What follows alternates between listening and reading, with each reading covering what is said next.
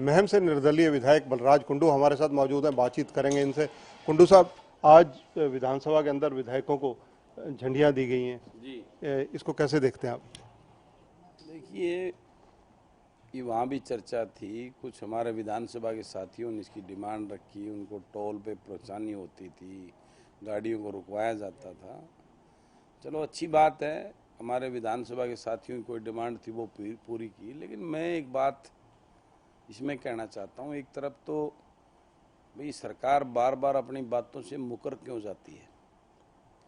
पहले तो बोलते थे वीआईपी कल्चर को ख़त्म करने जा रहे हैं और हम ये झंडी बत्ती ये वो दिखावा नहीं।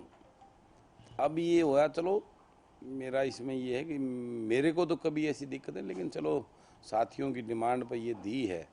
लेकिन मेरे को तो इसमें एक बात और नज़र आती है, इसमें वहाँ स्पीकर साहब ने कहा कि इसमें चिप लगी हुई है।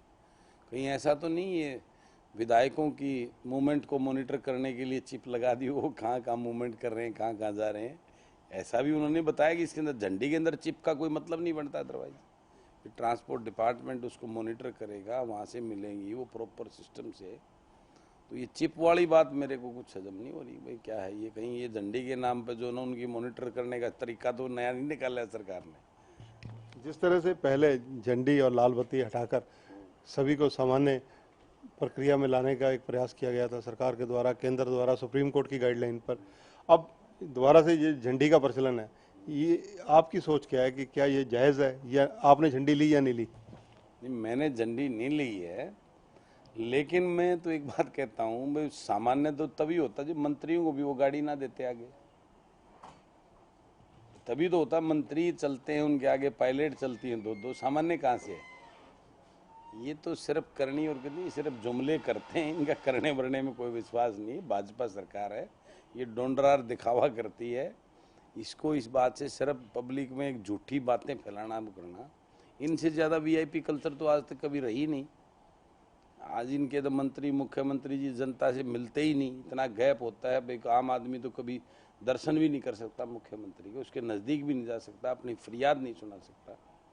और तो और देखो क्या न्याय ये सरकार देगी जब एक विधायक के ऊपर इस प्रकार के झूठे मुकदमे ये सरकार दर्ज कर सकती है, तो आम आदमी की क्या स्थिति होगी, ये तो सोचने की बात है। आपके साथ ऐसा क्यों हो रहा है? आप तो पहले बीजेपी में ही थे, बीजेपी की खूब जिंदाबाद की, फिर आप निर्दलीय चुनाव भी लड़े, आप सबसे पहले विधायक बनने के बाद समर्थन देने वालों में भी शामिल थे, समर्थन विड्रा आप कर चुके हैं। आखिर आपके खिलाफ ये पुलिस की कार्रवाई को कैसे देखते हैं आप?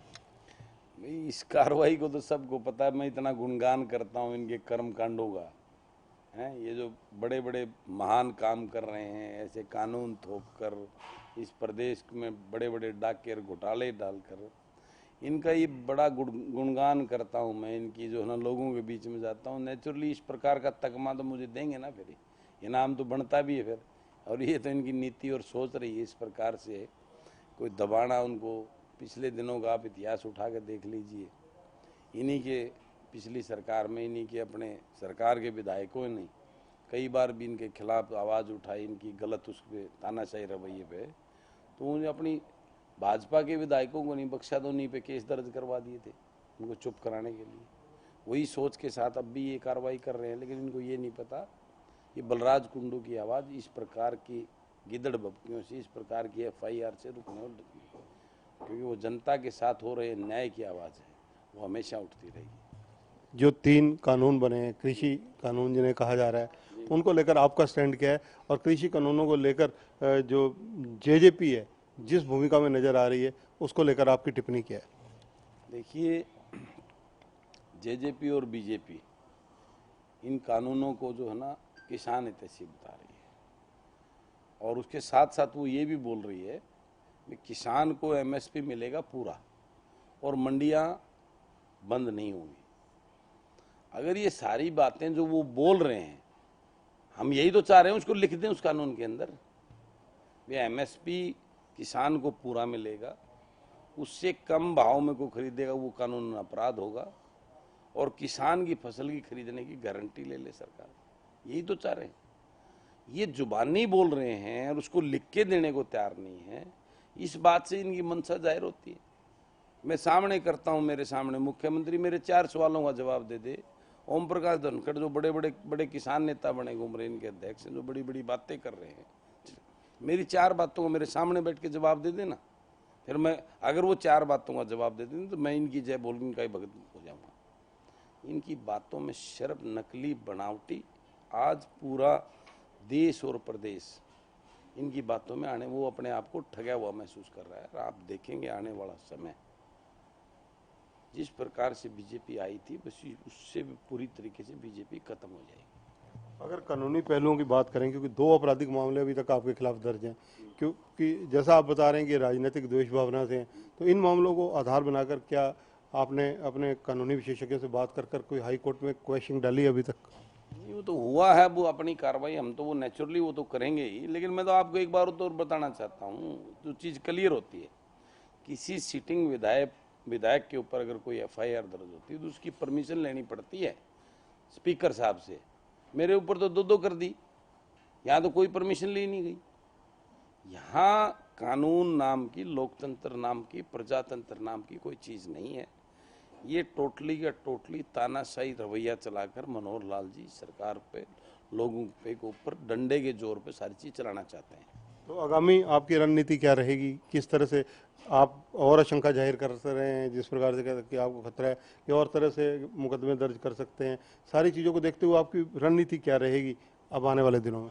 मेरी रणनीति है, ये सच्चाई की आवाज़ कभी रुकेगी नहीं। लोगों के साथ, लोगों पर हो रहे अन्याय के खिलाफ बलराज कुंडू अपनी आवाज़ को यूं ही बुलंद रखेगा। और इस प्रकार की जो चीज़ों से मैं घबराने वाला, डरने वाला नहीं हूँ। हाँ, मुख्यमंत्री जी वाकई में मेरी आवाज़ को खामोश करना चाहते हैं तो उनके पास पावर है, वो ऑर्डर दिए मुझे गोली मरवा दें, अपने आप ही खामोश हो जाएगी। लेकिन जब तक मेरे तन में जो है ना सांसें चल रही है, मेरा खून, मेरे रगों में खून दौड़ रहा है, ये आवाज़ बंद होने वाली नहीं है। आप एक निर्दलीय विधायक हैं, संगठन की बहुत महिमा होती है। आने वाले दिनों में क्या आप भविष्य में जब भी आपको कहीं राजनीतिक रूप से कांग्रेस इनवाइट कर रही हो, इनेलो कर रही हो, आम आदमी पार्टी का कोई न्योता हो, या मतलब किस तरह से अपने आप को राजनीतिक रूप से सुरक्षित और मजबूत करेंगे? देखिए, ऐसी मेरी कोई मंशा अभी नहीं है, ना इस प्रकार का मैंने सोचा है। लेकिन समय बलवान होता है, समय के साथ आगे इस लड़ाई को, ये बड़ी लड़ाई है, इस लड़ाई को लोगों के बीच में जाकर लड़ेंगे। और आगे जो जो संभावनाएं होंगी, राजनीति के अंदर किसी भी संभावना से इनकार नहीं किया जा सकता। लेकिन जो भी हुआ, लेकिन इस प्रकार का अभी मेरा किसी पार्टी में जाने का कोई विचार नहीं है, क्योंकि सारे ये जो है ना, ये घुमा फिरा के सारे एक ही थाली के चट्टे बट्टे हैं। और वो विधानसभा में अंदर जाके इनकी वो चीज़ें नज़र भी आती हैं। मैं उस टाइप की राजनीति नहीं करना चाहता। मेरी तो बिल्कुल क्लैरिटी होगी, बाहर भी वही और अंदर भी वही, कमरे के बंद भी वही पॉलिटिक्स होगी, और बाहर लोगों के बीच में, लोगों के लिए राजनीति में आया हूँ, जनसेवा के लिए राजनीति में आया हूँ, उसी सोच के साथ मैं राजनीति करूँगा। इस टाइप की डबल गेम सिस्टम में लोगों के साथ कभी नेवर नहीं करूँगा। और एक चीज़ बताइए ना, ये आपका हल्का पड़ता है महम, आप विधायक वहाँ से, आपका एक फ्रंट खुला हुआ है सरकार के खिलाफ, दूसरा फ्रंट आप बड़ौदा में भी खोल रहे हैं। बड़ौदा में क्योंकि आप किसकी सपोर्ट कर रहे हैं, वहाँ किसकी मदद करेंगे? इंडिपेंडेंट कैंडिडेट कोई ऐसा है जो आपका दोस्त है, वो खड़ा होना चाहता है? ये चीज़ें आपको आने वाले 3-4 दिन में क्लैरिटी हो जाएंगी। निश्चित रूप से वहाँ बहुत सोच समझ के ही कदम उठाएंगे। ऐसा कोई कदम नहीं उठाएंगे जिससे बीजेपी को 1% भी कोई फायदा मिले। जो भी कदम होगा वो भारतीय जनता पार्टी मनोहर लाल खट्टर के उम्मीदवार की जमानत जब्त कराने वाला ही होगा। धन्यवाद कुंडू साहब। तो ये हैं महम से निर्दलीय विधायक, जो स्पष्ट रूप से अपनी रणनीति जो उनकी रहने वाली है, चाहे बड़ौदा के चुनाव हो या कानूनी पेचीदगियों से कैसे वो जूझ रहे हैं और कैसे उनसे आगे लड़ेंगे, उसके मामले में अपनी डिटेल बता रहे हैं।